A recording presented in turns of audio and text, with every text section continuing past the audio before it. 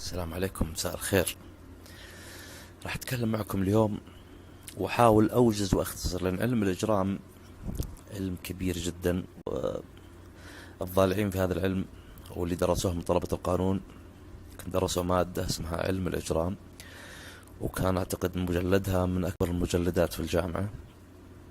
بالنسبة لي أنا علم الإجرام عشق، والتخصص الجنائي عشق، فلذلك راح أتحدث باختصار بحيث أنه يفهمني المتلقي بطريقة شبه علمية لتصل المعلومة بالشكل المطلوب. السنبات هذه راح تكون طويلة، اللي باله ما هو طويل يسوي سكيب ولا يتعداني السنبات الثانية. العلماء في علم الإجرام قسموا المجرمين إلى عدة أقسام، راح نوجز بشكل بسيط عن كل نوع من هؤلاء المجرمين. القسم الأول فيهم يعتبر المجرم بالميلاد. هذا المجرم من ميلاده تكونت لديه من ميلاده الدوافع الإجرامية. قد تكون هذه الدوافع الإجرامية نتيجة وراثة، وحسب دراسات أنه يكون مثلا والده أو جده أو خاله أو جده الرابع أو جده الثالث كان مجرم، فانتقلت هذه الصفات الوراثية، لم تنتقل في الجيل الأول ولا في الثاني، لكنها انتقلت في الجيل الثالث في الشخص هذا. فهذا يسمى مجرم بالميلاد من صغره، ولديه هذه النزعة الإجرامية.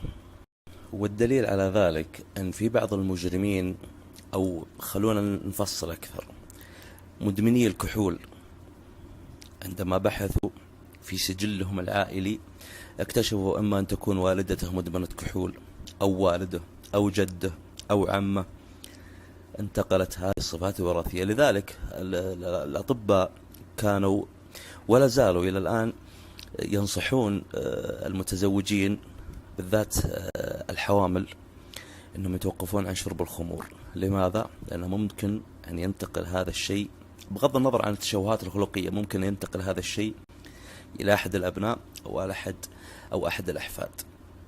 النوع الثاني من المجرمين يسمى المجرم بالعاطفة. هذا المجرم اللي بالعاطفة هذا حبيب القلب، هذا رهيف حس. مجرم بالعاطفة كيف؟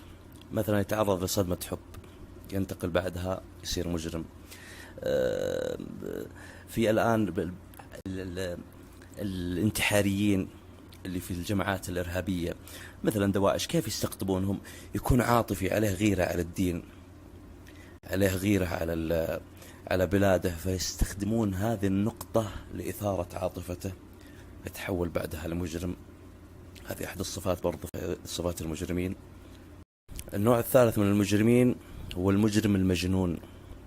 هذا فاقد عقله، مجنون خلقيا، وهذا النوع بالذات من المجرمين يتم التحفظ عليه عشان ما يؤذي غيره، يعني يسجن مدى الحياة لأنه خطر مدى الحياة. ما يحتاج نفصل في المجرم المجنون، مجنون فاقد. النوع الرابع من المجرمين هو المجرم بالعادة.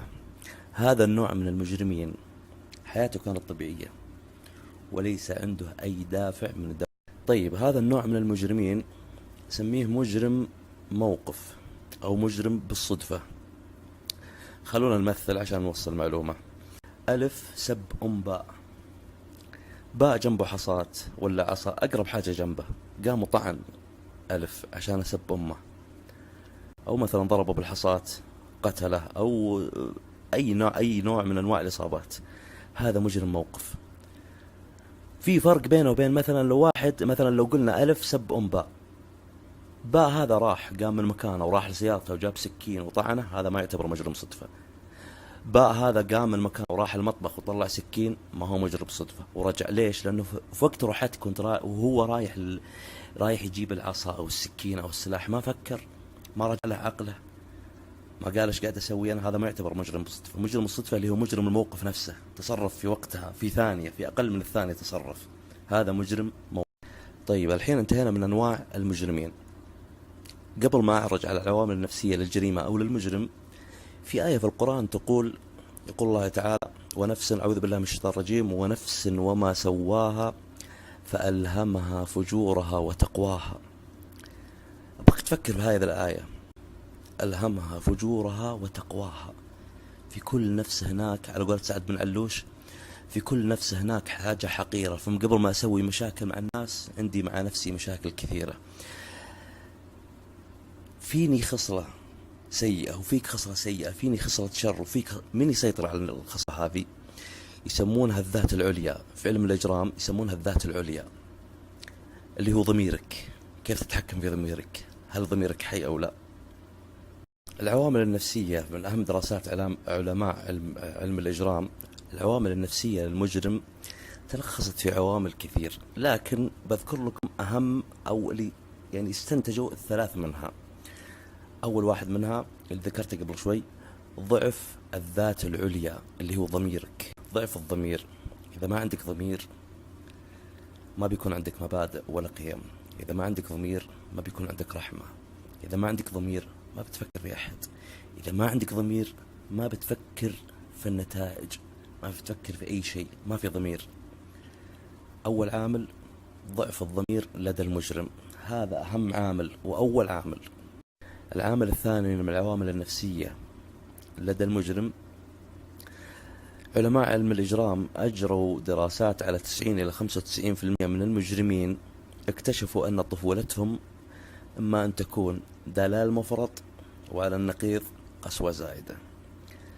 الدلال المفرط يعلم الطفل حب التملك، تملك الأشياء، والدلال المفرط لا يربي الطفل ولا يعلمه أن هذا خطأ وهذا صواب. والدلال المفرط يجعل الطفل عنفواني، وعلى النقيض القسوة الزائدة تولد لدى الطفل العدوانية تجاه نفسه، تجاه أهل بيته، تجاه المجتمع بشكل عام.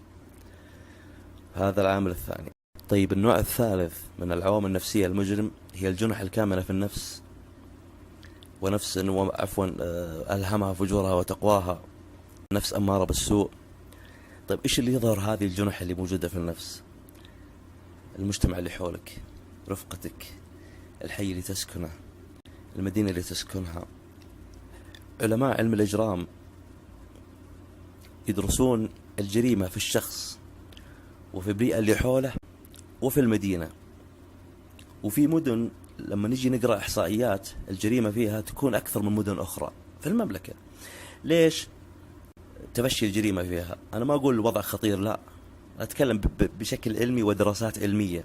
تفشي الجريمة، وجود جنسيات مختلفة. ترى وجود الجنسيات المختلفة تتكون ثقافات أكثر من ثقافة، كل واحد يجيب ما عنده من خبايا، من سوء ومن شر ومن زين برضه. طيب، البطارية قربت تخلص، بختصر حاجة مهمة ونقفل على الموضوع. علماء علم الإجرام في خلال دراستهم للمجرمين اكتشفوا أن المجرمين القتل ومجرمين العنف أجسامهم مليانة بالوشوم، والإسلام حرم الوشم لحكمة. الوشم ألم، ترى لما تجي تسوي وشم على جسمك ألم. كثر الألم على جسم الشخص المجرم أو الشخص العادي لما يسوي خلاص يتبلد من كثر الألم، يتبلد الشخص، ما يصير عنده لا مبالاة، عدم إحساس بالمسؤولية بعواقب التصرفات. كذلك علم الإجرام يدرس أطراف المجرمين دائما تكون أطرافهم غريبة: الجبهة، الرأس، يكون فيه عيب خلقي في الرأس، العيون، اتساعها، ضيقها، الأنف، الفك. كل هذه يتم دراستها ولها دراسة طويلة، لو أجلس أشرح إلى بكرة ما راح يعني خلص.